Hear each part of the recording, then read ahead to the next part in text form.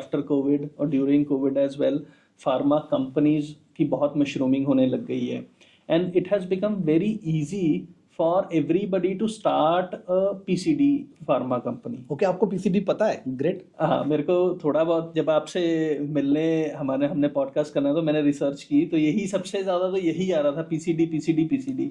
तो इसके बारे में आप हमारे को थोड़ा बताओ कि एग्जैक्टली ये है क्या, इसकी फुल फॉर्म क्या है, कैसे, मतलब ये मतलब बहुत सारे लोग गली नुक्कड़ में भी ये चीज़ स्टार्ट करके बैठे हैं। बिल्कुल सही आपने बोला, आपने बहुत पते की बात पकड़ी है।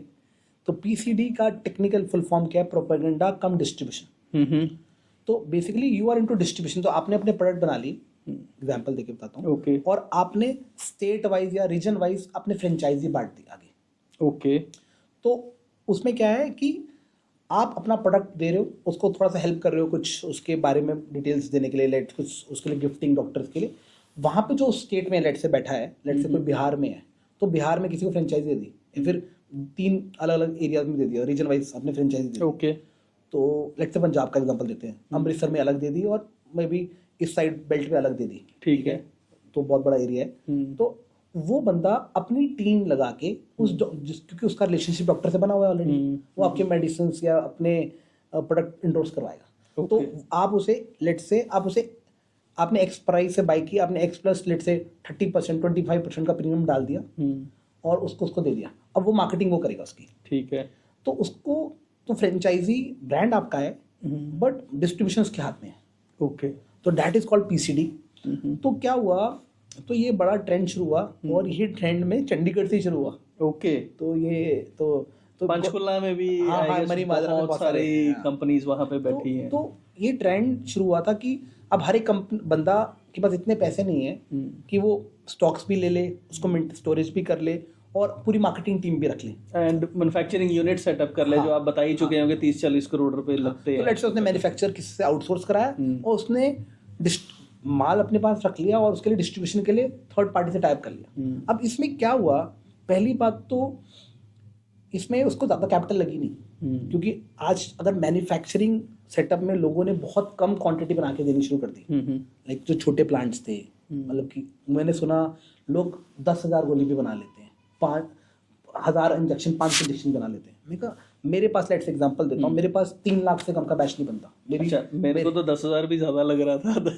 नहीं, इतना बड़ा बैच, क्योंकि आपको देना है, आपको पूरे इंडिया में डिस्ट्रीब्यूट करना है। तो मेरे काफ़ी सारे जो कंपनीज हैं वो बोलती है आपका बैच साइज बड़ा है। मैं कहा ये चाहिए, क्योंकि हमें उतना मेंटेन करना है एनवायरनमेंट, उसको वैलिडेट करना है बैच को। एक बैच को वैलिडेट करना है। सरकार में ये भी शेड्यूल में है कि आपको एक बैच को वैलिडेट करना पड़ेगा, क्योंकि छोटा बैच ये नहीं है कि ये कोई हलवाई की दुकान नहीं है कि आपने 1 किलो जलेबी बनानी है तो इतना डाल दोगे, 10 किलो डालनी है तो इतना बना दोगे सामान। हाँ, 100 ग्राम ज्यादा भी डल गया तो भी चल जाएगा, कम डल गया तो भी ऐसा नहीं है।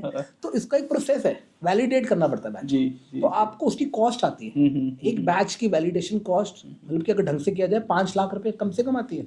Oh my God. तो अगर आपने लेट से एक सॉल्ट है, आपने उसकी 3 लाख गोली बनाई, उसको अलग से वैलिडेट करना पड़ेगा। 2 बनाई, लाख बनाई, उसका अलग से वैलिडेट करना पड़ेगा। एक तो अगर आपके पास अगर मैं लेट से मैं 500 तरह के सॉल्ट्स बनाता हूँ एग्जाम्पल, और मैं पहले 500 तरह के बनाता था, मैंने कम कर दिए क्योंकि ठीक है। और उसके 3 तरह के अगर मैं वेरिएंट है, मतलब इस बैच से है तो 1500 वेरिएंट हो गए। अब 1500 से मल्टीप्लाई कर दो 5 लाख। Oh my God. तो इतनी तो मेरे को वैलिडेशन की कॉस्ट लग जाएगी। तो number of SKUs stock keeping unit हमें कम करने पड़ेंगे, और हम हर तरह का बैच नहीं बनाते। अब लोग बनाते थे। अब ये छोटी कंपनी जो पीसीडी वाले थे, उन्होंने बैचेस लिए 100 डब्बे 200 डब्बे, मतलब कि 10,000 गोली 20,000 गोली, और उसकी मार्केटिंग करनी शुरू कर दी छोटे से एरिया में। ओके। और लेट से एक मार्केटिंग कंपनी थी, किसी कंपनी में काम करता था बंदा, वो कहता था यार मैं 4 डॉक्टरों को जानता हूँ, मैं अपनी पीसीडी खोल लेता हूँ। अच्छा। तो हर एक बंदे ने अपनी पीसीडी खोल ली। ये जो मार्केटिंग बड़ी कंपनी की मार्केटिंग थे, उनको 4 डॉक्टर से सेटिंग की, वहाँ पे पीसीडी खोल ली। उनको चीज़ सस्ता माल, कहते मेरे डॉक्टर से सेटिंग है, उसने किसी मैन्युफैक्चर ABC XYZ मैन्युफैक्चर से माल बनवाया और कर दिया। तो पीसीडी को प्रोफेशनली नहीं किया, ठीक है, तो उसको जुगाड़ से किया और क्वालिटी पे फोकस नहीं किया, क्योंकि बड़ी कंपनी है लेट से, उनको अपने ब्रांड की वैल्यू की कदर है कि भाई मेरा ब्रांड है, कल इनकी कोई क्वालिटी का इशू आता है, I have to take care of everything. ये जो पीसीडी, ऐसा नहीं कि पीसीडी में अच्छी कंपनीज नहीं है, बड़ी अच्छी कंपनीज है। ठीक है, 100 मेरा to क्वेश्चन यही पूछने वाला था कि क्या सारी ही कंपनी जो है वो, but 85% companies I would say 85, मेरी भी पीसीडी कंपनी है।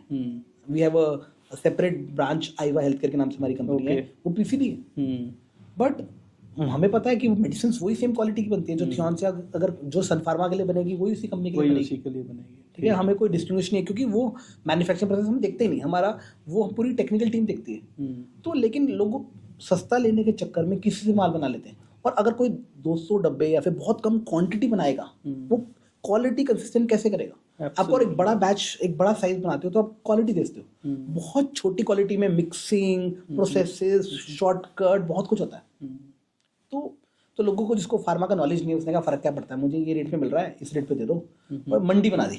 ठीक है, जिसको सस्ता मिलेगा उससे ले लेंगे।